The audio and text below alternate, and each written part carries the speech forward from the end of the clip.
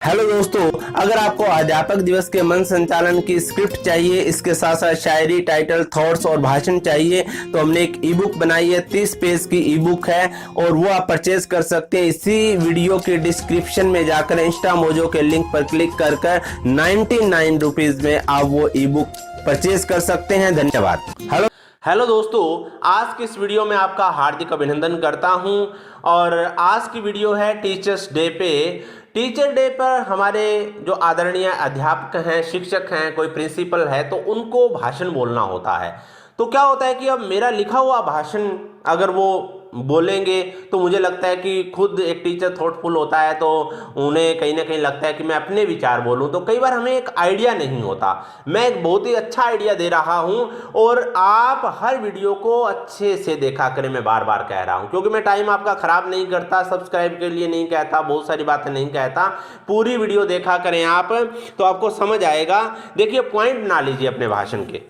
कोई भी टीचर अगर भाषण देता है तो उसे अपने भाषण के पॉइंट बना लेने चाहिए। कैसे पॉइंट बनाएंगे? सबसे पहला पॉइंट आपका होना चाहिए भूमिका या टीचर यानी वक्ता की खूबसूरत एंट्री।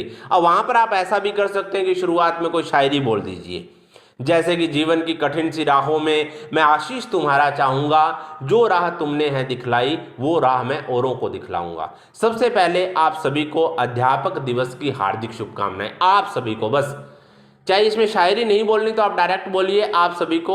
सबसे पहले आप सभी को या सर्वप्रथम आप सभी को टीचर डे की हार्दिक शुभकामनाएं। अब एक पॉइंट पूरा होता है, यानी कि भूमिका, इंट्रोडक्शन, इसको कहेंगे कि वक्ता की एंट्री यहाँ पे पूरी होती है। दूसरा पॉइंट आप बोल सकते हैं स्वागत सत्कार, कि टीचर डे के इस कार्यक्रम में स्कूल प्रांगण में उपस्थित माननीय प्रधानाचार्य सर, हमारे सभी शिक्षक, नॉन टीचिंग स्टाफ और स्टूडेंट्स का हार्दिक अभिनंदन करता हूं या स्वागत करता हूं। यानी कि एक टीचर है वो प्रणाम ना कहे तो वो अभिनंदन कह सकता है, या उसमें ऐसा भी कर सकते हैं अगर कोई टीचर उसकी आयु ज़्यादा नहीं है और उसने देखा कि उस स्टाफ में ऐसे टीचर हैं जो थोड़े से एज्ड हैं, तो आप ऐसा भी बोल सकते हैं मैं स्वागत करता हूं स्टूडेंट्स का और इसके साथ हमारे जो आदरणीय टीचर्स हैं जिनसे मैं सीख भी रहा हूं, जो जिनका ज़िंदगी का एक अपना तजुर्बा है पढ़ाने का। और वेलकम में आप ऐसा भी बोल सकते हैं उन टीचर्स के लिए जो आपसे उम्र में ज़्यादा बड़े हैं, यानी कि कई नए टीचर होते हैं तो आप ऐसा भी बोल सकते हैं कि इसके साथ साथ मैं जो हमारे आदरणीय अध्यापक हैं जिनके अनुभव से मैं बहुत कुछ सीख रहा हूं, ऐसे गुरु लोगों के चरणों में प्रणाम करता हूं। अगर कोई अध्यापक यानी कि 25-30 की आयु का है और वहाँ पे टीचर कोई 50-55 साल का है तो आप उनके लिए बोलेंगे तो बहुत अच्छा लगेगा। तीसरा पॉइंट आप बोल सकते हैं अध्यापक दिवस के संदर्भ में बताइए, यानी कि अध्यापक दिवस कब हमारा शुरू हुआ। मान लीजिए 5 सितंबर 1962 को पहला अध्यापक दिवस मनाया गया। क्यों मनाया गया? कि राधा कृष्ण सर्वपल्ली भारत के प्रथम उपराष्ट्रपति का ये सपना था या सोच थी कि मेरा जन्मदिन टीचर डे के रूप में मनाया जाना चाहिए। तो आप इसके बारे में जो भी बता सकते हैं। कई लोग इसमें जैसे बहुत ज़्यादा आंकड़े रखते हैं, पर मैं कहूँगा कि इसको आप बहुत सुंदर ढंग से शॉर्ट में बताइए, क्योंकि इसमें जानकारियां हैं और जानकारियों में ज़्यादा जानकारियों से सुनने वाले बोर हो जाते हैं।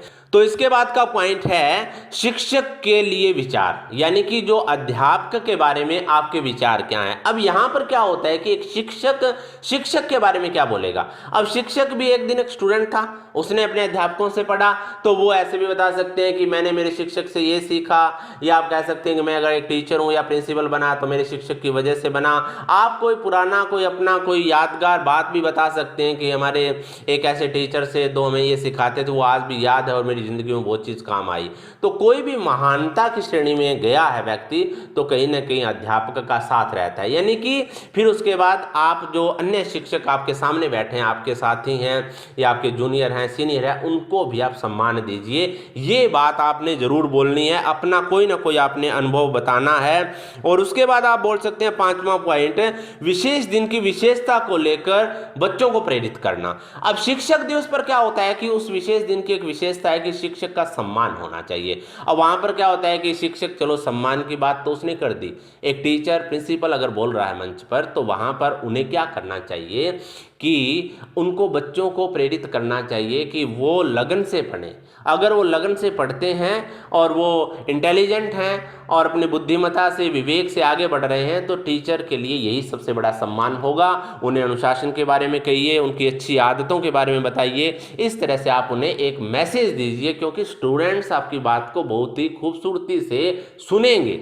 और फिर उसके बाद निष्कर्ष का मतलब ये होता है कि जैसे कि आपने कहा कि इस तरह से कहा जा सकता है कि अध्यापक दिवस संकल्प का दिन है अपने शिक्षक के प्रति, अपने शिक्षण कार्य के प्रति, यानी अपनी शिक्षा के प्रति। और ये जो पॉइंट मैंने बताए हैं, इनमें आप शायरी भी ऐड कर सकते हैं। जैसे शिक्षा के लिए आप कर सकते हैं कि विषम परिस्थितियों में भी बेहतर सीखकर गरीबी के दुष्चक्र से निकल सकते हैं। शिक्षा वो शक्तिशाली हथियार है जिससे हम दुनिया बदल सकते हैं। तो वास्तव में बच्चों, दुनिया बदली है ऐसे स्टूडेंट्स ने जो शिक्षकों के सानिध्य में रहे। तो ऐसा आप निष्कर्ष में बोलिए कि रियली आज का दिन संकल्प का है और ये अपनी एक महत्ता रखता है, आप ऐसा बोलिए। फिर जो है 9वें पॉइंट के अंदर आज के कार्यक्रम के आयोजन के लिए खूबसूरत शब्दावली में तारीफ कीजिए, क्योंकि स्टूडेंट्स इस दिन टीचर्स के लिए विशेष रूप से आयोजन करते हैं। तो हमारे माननीय कोई प्रिंसिपल हैं, टीचर अगर मंच पर भाषण दे रहे हैं तो आयोजन के बारे में बोलिए। ये बच्चों ने बहुत ही खूबसूरती के साथ आयोजन किया है। मैं स्टूडेंट्स का थैंक्स करता हूं कि आपने बड़ी खूबसूरती से कार्यक्रम का आयोजन किया है। और मैं विशेष रूप से थैंक्स करूंगा संचालकों का, जिन्होंने स्टूडेंट लाइफ में इतना अच्छा संचालन किया, इतने अच्छे टाइटल लिखे।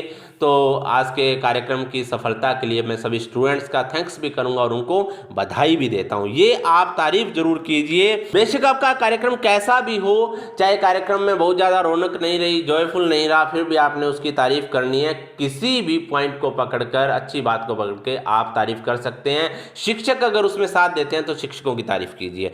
फिर 8वां पॉइंट आ जाता है आशा विश्वास, यानी कि मैं आशा करता हूं, इन्हीं शब्दों के साथ मैं आशा करता हूं कि आज का दिन हमारा सफल हुआ है और शिक्षक दिवस पर हम प्रण लेंगे।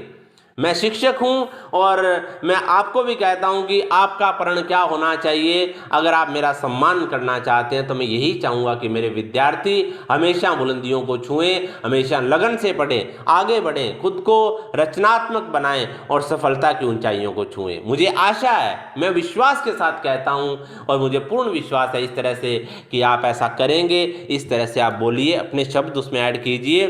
फिर उसके बाद देखिए, और आशा और विश्वास के पॉइंट में आप शायरी भी बोल सकते हैं कि फर्ज का एहसास होना चाहिए, कर्म अपने साथ होना चाहिए, कामयाबी चूमेगी हर कदम, विश्वास अपने पास होना चाहिए। फिर लास्ट में समापन कीजिए। अब समापन है तो 2 ही पंक्तियों का, लेकिन फिर भी खूबसूरती से कीजिए।